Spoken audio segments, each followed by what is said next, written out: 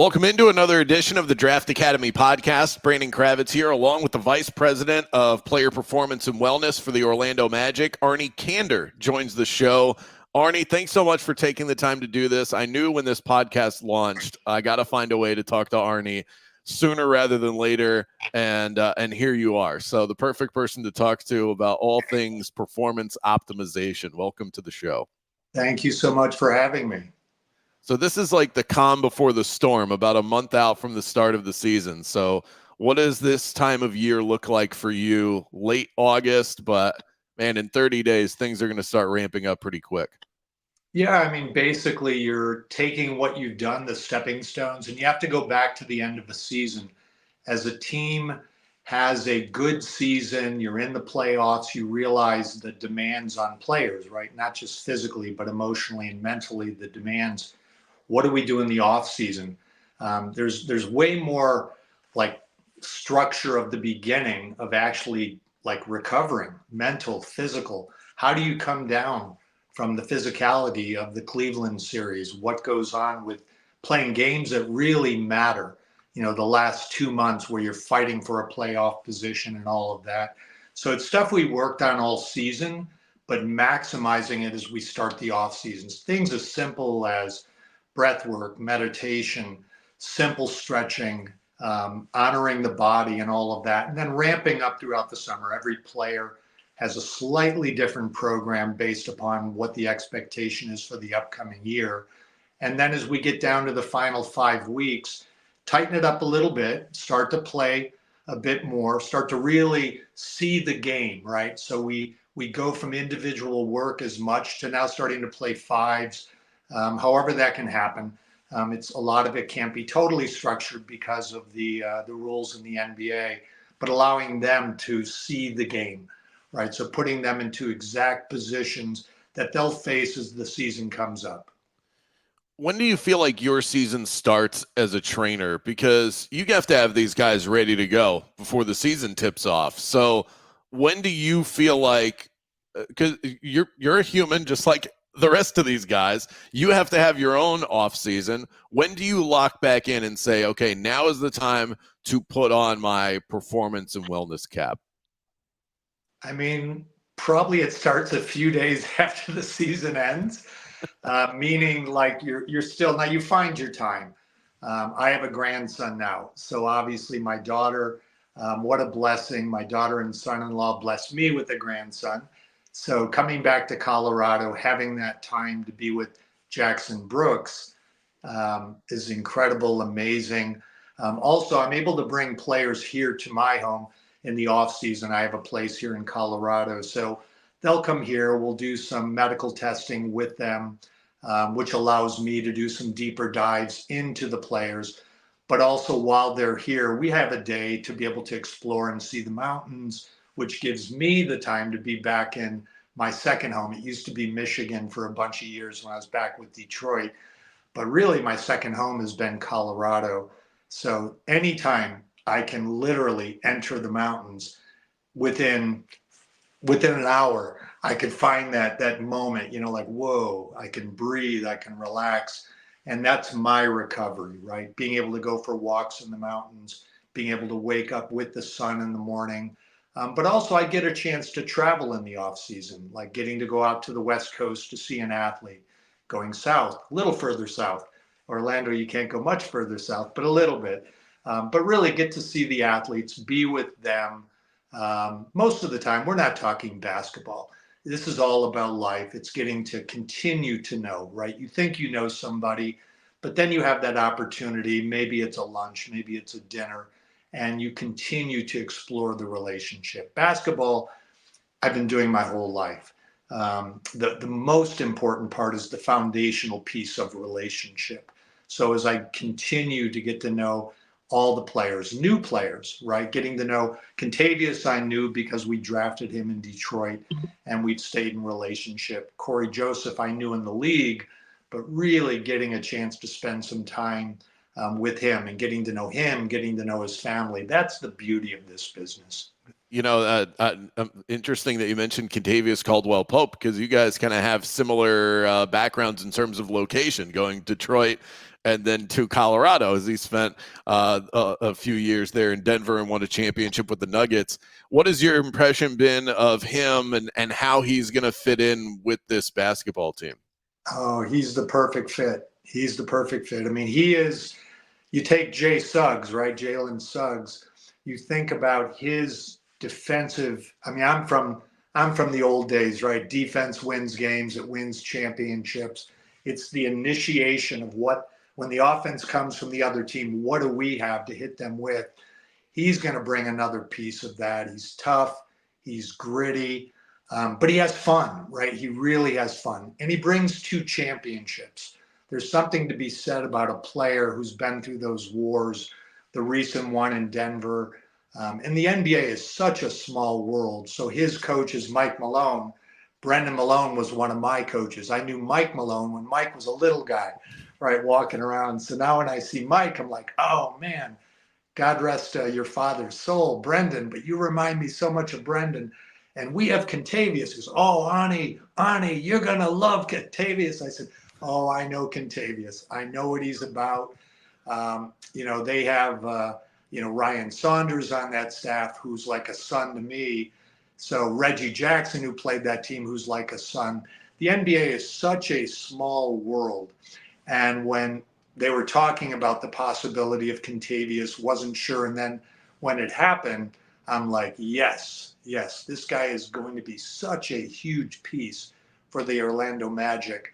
Not just how he plays basketball, but what I observed with the Orlando Magic is the impact these players have on the community. I had no idea, right? I'm coming from Detroit, came from Minnesota. We would play Orlando, and I'm like, wow, it's a pretty good crowd, man. That Orlando crowd is really, I'm used to the Shaq and Dwight Howard, all of that. We Yeah. play them in the playoffs, really great crowds. Detroit had a great crowd, but Orlando had a really special crowd. I got a chance to feel it last year, right? Feel it live. A player like Contavious is going to light up that building. I mean, it's going to be so much fun to watch.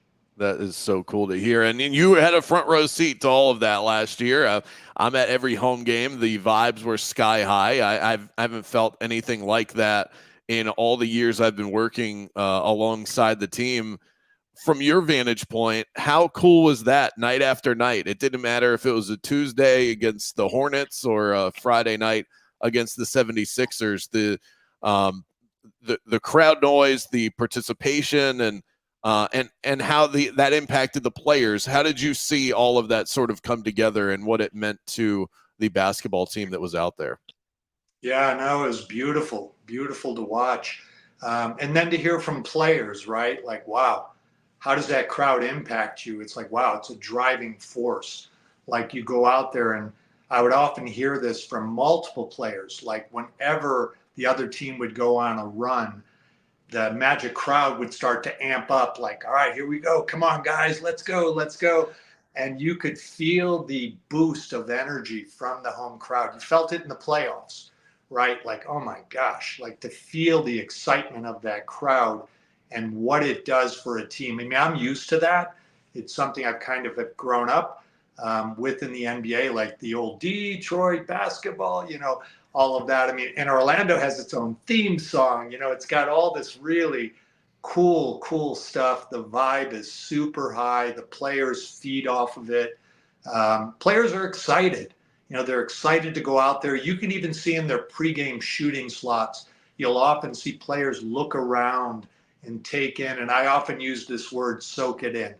Soak it in, soak it in. I'll go to like the Jed Howards, the Anthony Blacks, like the younger players last year as we're in the playoffs, and I walk by and say, soak this in, feel this, let it resonate in your body. You're going to be a huge piece of this, a huge piece.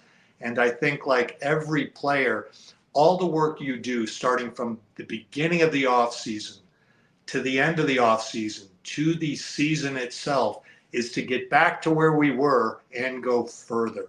Never be satisfied, right? Never be satisfied. And look forward to that roar of that crowd, right? That incredible roar of that crowd. And let's see if we can even get it to a higher decibel. How do you balance that with the players that you're training to soak it in, to understand the importance of the moment, how hard they've worked to be in this position, whether they're playing a prominent role or might be called upon at any given time, and not have that weigh them down? I feel like that would be a delicate balance in your position to say, understand how big this is without making it too big of an issue where you're psyching yourself out. How do you strike that balance? Yeah, no, that's a great point. So both are important, right? The ability to soak it in and feel the intensity, but can you also find the calm in the storm, right? So we practice both. Like, so in the beginning of the off season last year, I would do some things with the players. They'd look at me a little funny, like, what are you doing? Like, what is this about? And I would make them super uncomfortable. I'll give you an example. Like, we'd go in the dry sauna and it would be super hot. I'd have it stoked up to 170, 180, and then we would bring ice in, and they're looking at me, what's this thing? What are you doing? I'm like, hold your hands. And we'd place ice. And I said, can you breathe when it's not only hot, but it's cold? The contrast, right, between like the intensity of the heat, but also the feeling of a shot didn't go in. And that could be the feeling of cold. So can you find your center no matter what's coming at you? Can you work through the difficult? Can you work through the complex? Can you work through the simple? Like literally master the all, right? Master the all. So a lot of what we really work on, yes, we work on the physical, of course. That's kind of a standard approach. But we work a lot on the cognitive. Like, let's practice what it's going to be like when you're under the duress, when the crowd in Cleveland is going crazy and they're shouting and they're screaming. Can you find your center? Can you cancel the noise? Can you literally be in the zone? And let's practice it. We often, the practice site, if anyone's ever heard about it, is amazing, right? Incredible place. And we'll often go outside on the turf and we'll do some grounding, some stretching, some meditation. And there's a street that runs next to it. And you'll hear buses, you'll hear people on the street. And I'll say to them, this is life. We can practice all the breathing and the meditation. That's beautiful. But in the game, you're going to have noise. You're going to have lots coming at you. You're going to have lots of duress, lots of stress. Can you cancel that out by practicing, not just sitting on a cushion and doing Zen breathing, but can you do it live? Can you do it while you're on the court? So you'll often see me during practice looking at players, tapping them on a shoulder, saying, your hand, your hand. Something as simple as holding a fist, right? Can you release? Can you release the hand? Because in the game, when you have tension, we're going to see it in your shoulders. We're going to see it in your hands. We're going to see it in your eyes. We're going to see it in your forehead. So Coach Mosley's amazing at teaching some of these fine points about like being in your element while you're practicing super hard. Because in the game, it's hard to learn it unless you practice it. And it's something that we focus on every single day. So that's a tool that you'll use. If I were to focus in on this at some point during a stressful portion of the game, players getting worked up, or maybe they just missed a couple of shots they're getting in their head.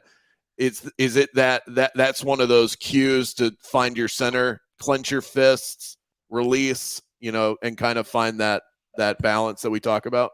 Absolutely. It's like you don't get timeouts very often, right? So you Right. can't wait. You don't get to call them. Yeah. It doesn't happen, right? Doesn't happen. Yeah. So you can't wait for the timeout. The ball goes out of bounds. Can you find your breath? Can you find your breath? Like a lot of times what you'll see is players stand up, right? They stand up or they hinge over at the waist when they're fatigued. Can you sit a little bit, right? So great defensive players are in incredible shape because they have to sit, right? They sit, the chest is high, takes incredible conditioning. So we practice a lot of these stances in practice. We practice them in the weight room. We practice them in grounding.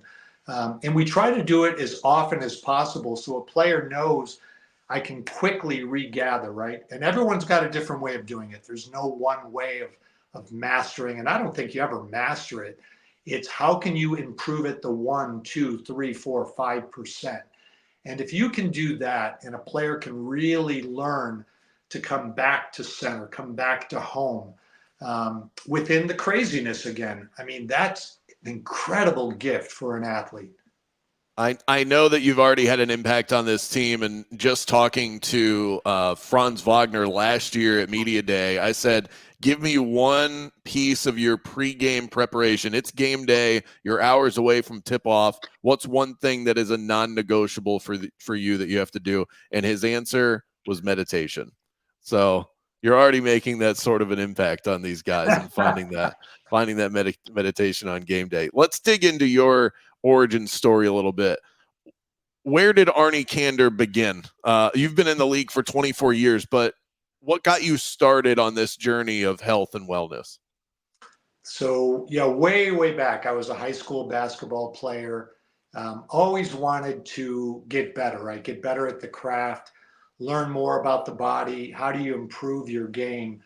So back then there was no cell phones. There was no way of looking something up on the internet. So in maybe it was Sports Illustrated, there was a story about Willie Galt, this really great sprinter. He was with the Chicago Bears as a wide receiver.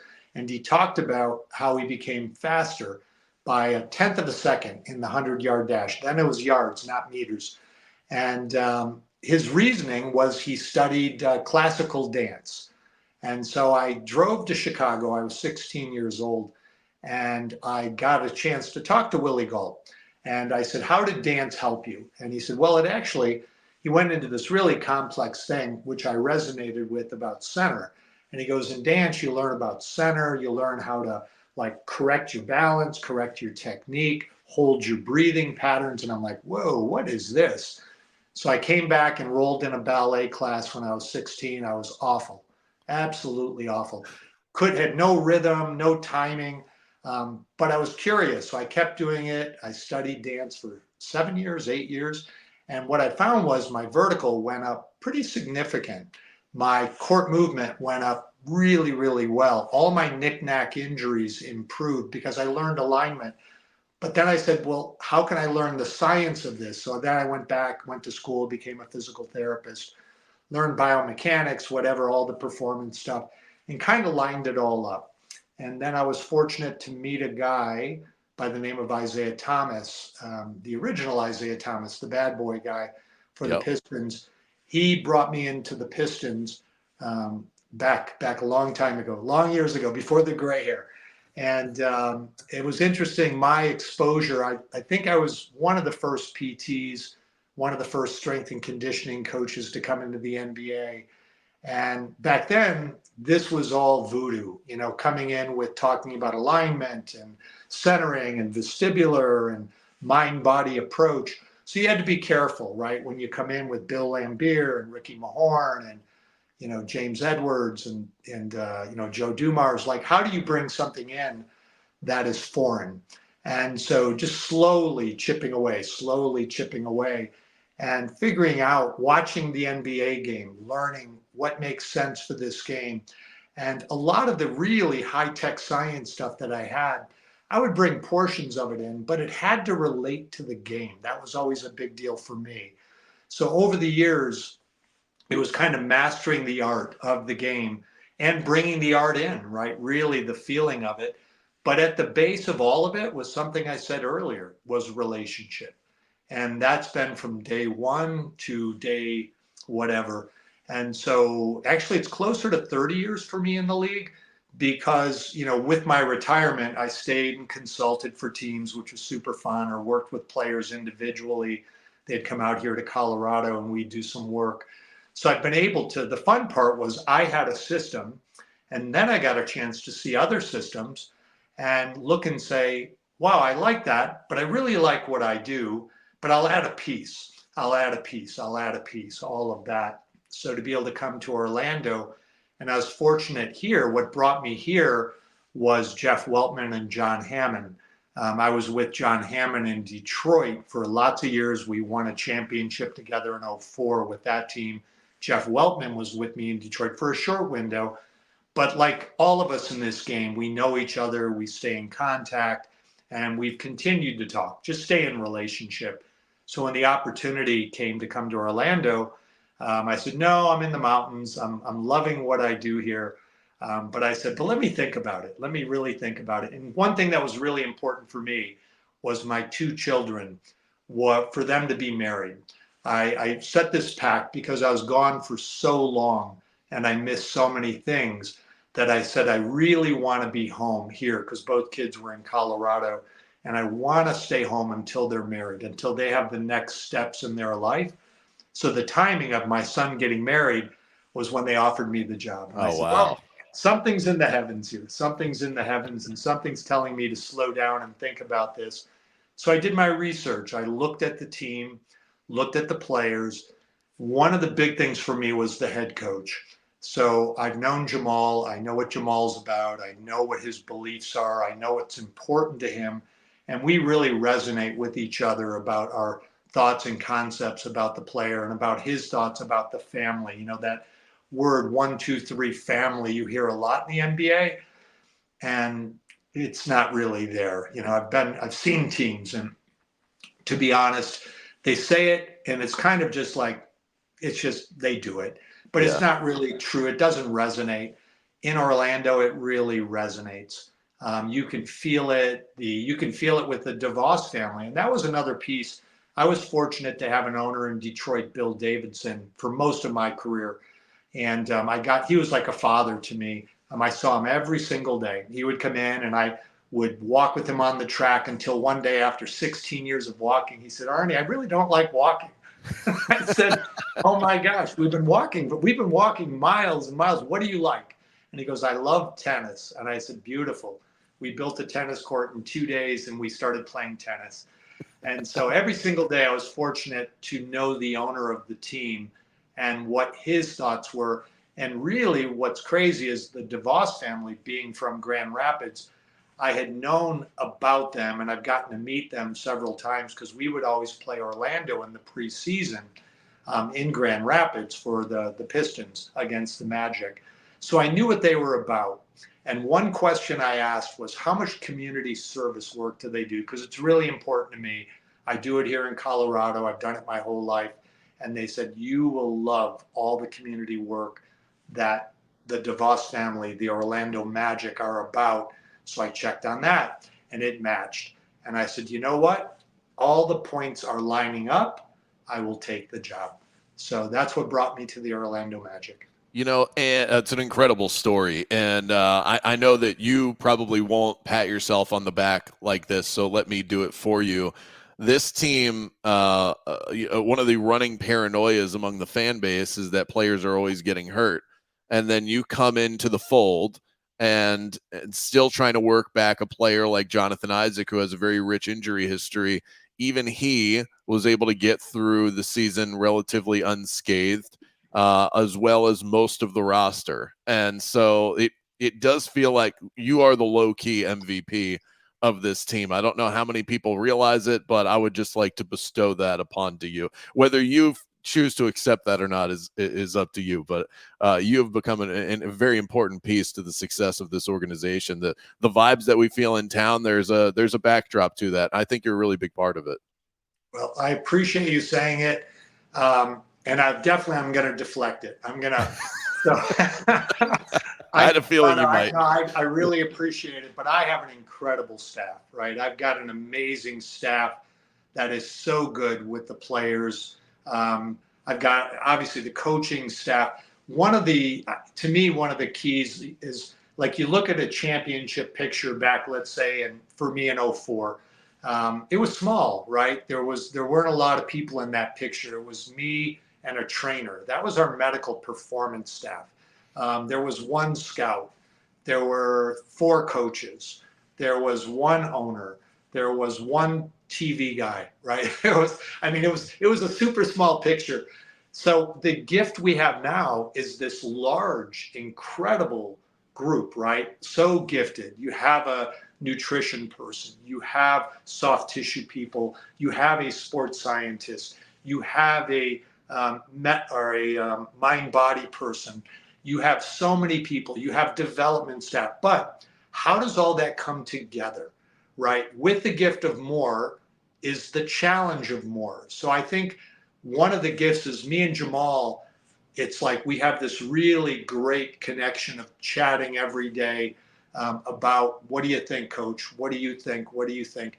I'm one of the guys that likes to push players, right? I'm not a load management guy. I like to push. I believe in callousing the body, like literally callous, like build it up, build it up, build. Doesn't mean we don't pull back. We don't pull back. But a lot of times the body can blister. And people say, wait a second, what's the difference between a blister and a callus? A blister is new activity, right? A new pair of shoes. Or you ran way more than what you've been doing. So it's a new load on the body. I like consistency. Consistency. Keep grinding, keep grinding, keep grinding. Because the playoffs, you have to grind and you have to get ready for that. So it's the physical grind.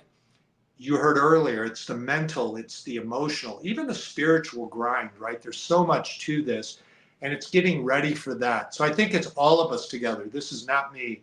I'll give the credit upstairs first, give the credit to, from the heavens down. I always say, anytime somebody says, oh, it was a great year, I said, credit up above always. And then really give the players the credit. You can come up with the greatest program in the world, but if the player doesn't buy in, if the player doesn't dive into that program, the program's nothing more than a program then. So really give Jude Isaac, right? Jude Isaac, his credit. Give Jalen Suggs his credit. Paulo Banchero, Franz Wagner, go down the list. Cole Anthony, every single player, I give them the credit because you challenge them and say, here's my thoughts, here's my belief. From my end, this is only my end. And then you explain why. I think that was one thing I did witness when I was doing some consulting. I would see some really cool programs, and I would ask the player, like, I love what you're doing. Can you tell me why you're doing it? And the player would point to the staff member and say, because he or she told me to do it. And I would laugh a little bit and I would say, that means you really like them, which is cool. That's a compliment. For But sure. I'm giving you a challenge. Understand the why. Understand the why. Because when you truly understand the why, it'd be like working on your jump shot, right? But not truly understanding the why of it. When you connect the why, you connect the brain. And when you connect the brain, you take away the thought and the emotion. And now you have the trust. And so it's super important for a player because you think about it, they're the most gifted human beings for this activity. When they understand the why, the motor learning, that brain nerve muscle connection gets that much stronger. So it's a big package. I appreciate, giving me, a little bit of credit here, but it's so far beyond me, so far. Well, I appreciate the humbleness. I give you a lot of credit. But you've mentioned a couple of times your relationship with Coach Mosley. It's part of what brought you here. It's part of what keeps you loving what you're doing with the Orlando Magic. What about game day? What does it look like in the flow of the game? I see you talking to players throughout, especially if they, roll an ankle. You're talking to them about that. I've seen you walk with Jalen Suggs back to the locker room and things of that nature. Are you communicating with Jamal Mosley during games about the load that these players are taking on or potential injuries and optimization, things of that nature? Yeah, most of the conversation has already been done. If something's, bigger, anything's going on, it's great because he's a young guy, but he's old school, right? He's old school. He grew up under Gergovich, Coach Gergovich. He grew up under the grit and grind himself, just like me. So it's a quick eye thing. And usually what I'll do if there's ever, I'm a hands-on guy, right? I've done this my whole career where I've been the guy touching players, working with players. So you'll often see me during timeouts. I walk on the court and I get a quick eye check with a couple of players. Some players might, ask me to come over for a quick sec. Most of the time, though, my staff is incredible. Again, give the credit to my staff. They take care of the player. Our trainer, Ernest Eugene, phenomenal. A quick check-in with him, just, hey, mention to assistant coach. We try to keep it super simple. The coach is, he's got a little bit going on for himself, right, in terms of game management and all. So try to keep his mind uncluttered. Let him do what he does. If there's a conversation, it's with an assistant coach, just to say, hey, you might, this player, just a few minutes here and there, less. But most of it's all done before. All of the conversations are done before. And then, anything like Jalen Suggs, it's like a son, right? A lot of these guys are like a son to me. So a lot of times I think of, maybe because I've done this for a bit, it can be a quick conversation, right? We're talking 10 seconds, something really, really fast. It's more complimenting them, telling them what I'm seeing, what I'm excited about. Just keep grinding, baby. Keep grinding. Keep doing what you're doing. Let's get this win. And that's about it. And probably more important is one of the things that I find super important. Again, contact, right? It's amazing what doing this to a player does, right? Tapping them on the back, like supporting them constantly, letting them feel like we are there with them in this journey. Let's wrap with just touching on recovery and how important that is. What is one of your go-tos for the players after games, after strenuous workouts that you say, all right, we got to hit this so that we can get the body into recovery mode? Yeah, so I would say crucial, right? Crucial, because recovery allows you to be better for the next practice. Recovery allows you to be better from that game where we know the inflammatory cascade is super high after a basketball game. So I go to the mind again, right? Go to the mind. Yes, we have certain movements we do post practice. It's easier to do then, but I always believe make it symbolic so the player knows we are starting recovery now, right? So when practice ends, we have a routine. And when it ends, there's a sound component. So they hear the sound. They know that's the beginning of recovery. We have a movement component and we do it 15 strong, right? They have to do it together and we're in rhythm in that. That's practice. Post game, we have another thing we do right after the game.